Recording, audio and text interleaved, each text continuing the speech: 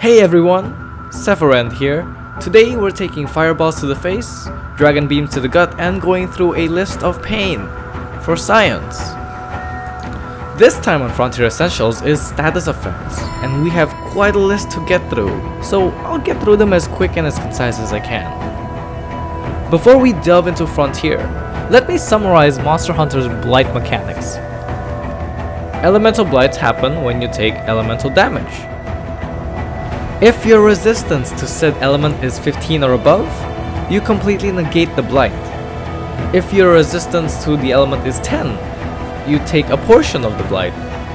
If your resistance is under 10, you take the full force of the blight. That's why there's two different icons for fire blight, for example.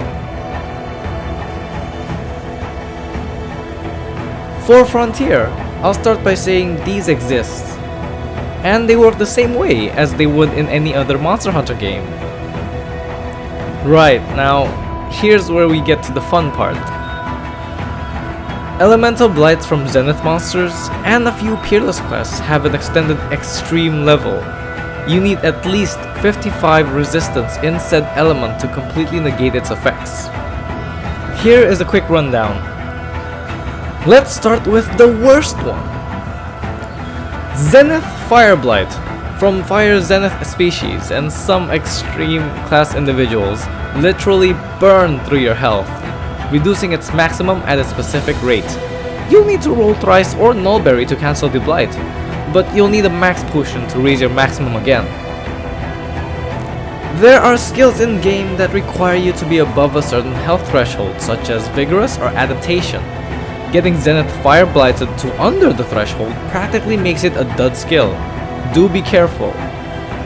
In my experience in Frontier, a lot of people who advertise for Hunter's Road would ask for a minimum of 55 fire res. Zenith Water Blight is pretty straightforward. It works similarly like normal Water Blight.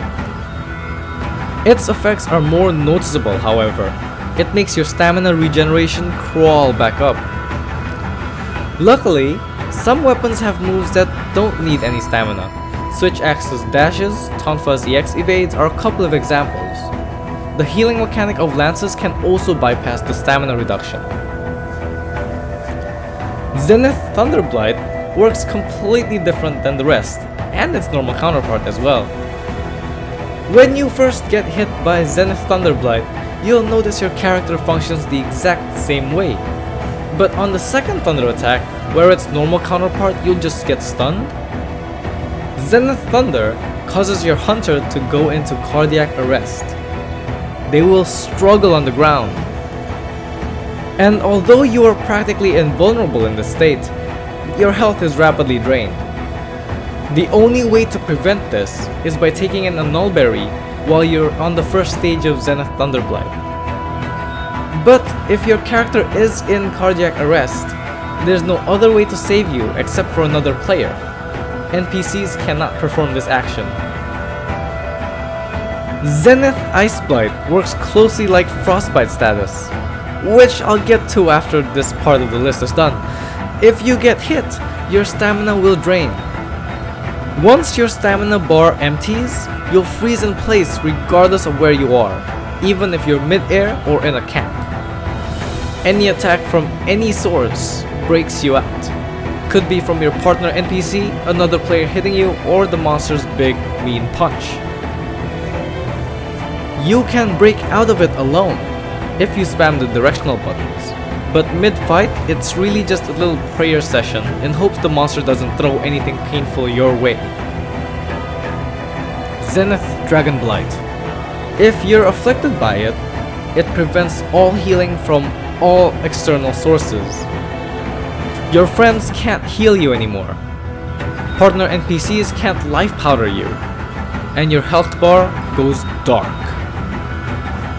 Armor skills such as Vampire that regenerate your health, or Switch Axe's Guard Sigil are nullified as long as you have the Blight.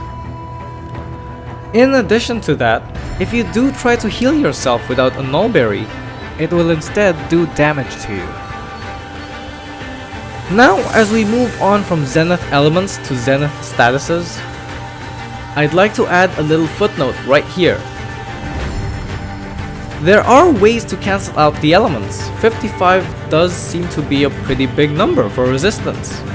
But in Monster Hunter Frontier, your GSR or G style rank at 999 can give you up to 20 elemental resistances in all elements, as well as an extra 35 to specific ones. Guild cooked meals can give you up to 30. Road bonuses can give you up to 20 for specific elements. So in reality, there are a good number of ways to go around that minimum. Now, Zenith status effects, on the other hand, aren't dealt with the same way. There are specific Zenith bonuses on Z level armor pieces that help turn them into normal status effects, though most of the time people would just take the L and hit each other. Zenith poison can't be cured by antidotes. You'll need a special account item gathered from the purple shinies on the ground in the Zenith poison monster fight. You can heal through it though, and with vampire armor skill and enough aggressive hitting, you might just be able to survive the duration. The keyword here is might. Zenith paralysis doesn't really feel too different from normal paralysis actually.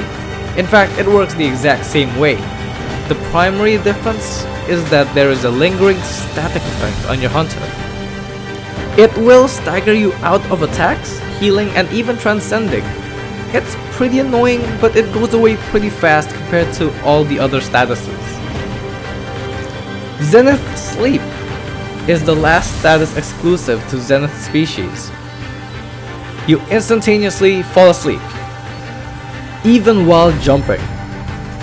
The effect itself does feel slightly longer than the usual, but otherwise it works like normal sleep, where you need another hunter or your cat not being a total idiot and giving you defense horn instead.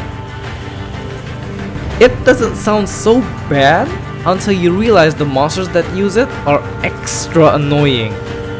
If you fall asleep in Zenith Hypnocatrix's fight, it will sing you a nightmare song, rapidly draining your health and basically killing you in your nightmares.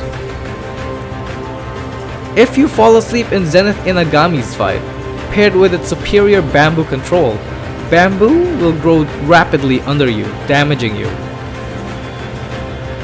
That's all for the Zeniths, and now for some more bad news. Zenith quests are separated based on levels. Z1 is accessible at G rank 200, Z2 at 400, Z3 is accessible at 600, and the highest level, Z4, is accessible at G rank 800. Now, I mentioned this because some Zenith blights and statuses I mentioned earlier scale with each level. Espinasa's poison would drain more health in Z4 than it would in Z1. Likewise, Fire Blight from Rathalos. Now with the Zenith stuff out of the way, I can safely say we're halfway down the list. On the Frostbite status I mentioned earlier, it's introduced in Monster Hunter Frontier Season 8. It's inflicted by Dure Mudira, Toa Tezukatora, and Dyuragawa exclusively when they are enraged. It's like a combination of both regular Ice Blight, and it's as though you're in a cold area. You cure it by taking hot drinks. Magnetism is dealt by Rukodyura, Rebidyura, and the Gogarths, pushing or pulling the hunter towards or away from the monster when they perform magnetism-based attacks. Just for quick reference, red is for attract, while blue is for repel. Chameleos in Frontier is based off the second generation Chameleos, so it can inflict vocal cord paralysis, which, let's be fair, isn't all that effective nowadays.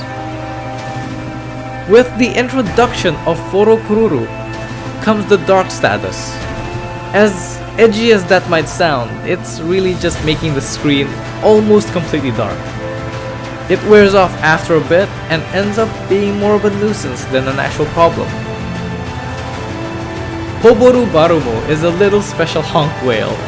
When the hunter gets hit by this attack, they'll randomly do gestures such as laughter, dance, or ballerina. You can wait for it to wear off or repeatedly tap buttons. You can also have your friends save you by hitting you or using a sonic bomb. Corrupted poison is only used by Dure Mudira. Now, as much as it pains to me, I won't say when it uses it. It's you'll know it when you see it basis. Can't ruin the surprise. And last but not least on the list of Frontier exclusive status blights, my dear old, absolutely salt-inducing bringer of bad words, Crystal Blight. So, imagine you're on Blast Blight. You can't roll, your stamina bar is pretty much minimum, also you're moving at fatigue speeds. That's Crystal Blight. When you explode, it causes a chunk of damage. Absolutely worst in my opinion, and honestly I've stocked up the few hundred dash uses just to negate the status from bothering me. Speaking of explosives, Blast Blight is also in this game, exclusive to Brachidios and Bogabadorumo. The Frenzy virus is native to Gormagala and Shigaromagala, who are here in Frontier as well.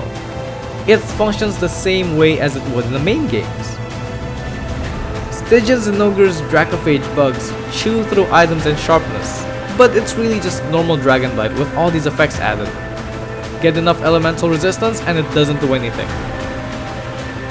The only special status that acts differently is Bleed. In this game, Seregios, Zenith Tigrex, and Zenith Hyuji-Kiki all inflict bleed one way or another. In the main games, bleeding can be healed by immunizers, jerky, or just by simply crouching a few seconds. Within Monster Hunter Frontier, you'll need another item. We just simply call them bleed balls. You throw these bleed balls on the ground and they have this little area heal, which makes it usable in teamfight situations. If not, you can always use them on yourself. Snowman, Soiled, Defense Down, Stun, Sleep, Poison, Paralysis are all here. At this time, all the statuses are mentioned are present, but we might not know if they will add more in the future with content updates. Thank you for watching this video. I hope it's informative enough and it gives a little more insight on Monster Hunter Frontier Z. If there are any suggestions on how I can improve this video, do feel free to comment down below or contact me through Discord. That should be all for now. Thank you for watching, and I'll see you soon. Ciao!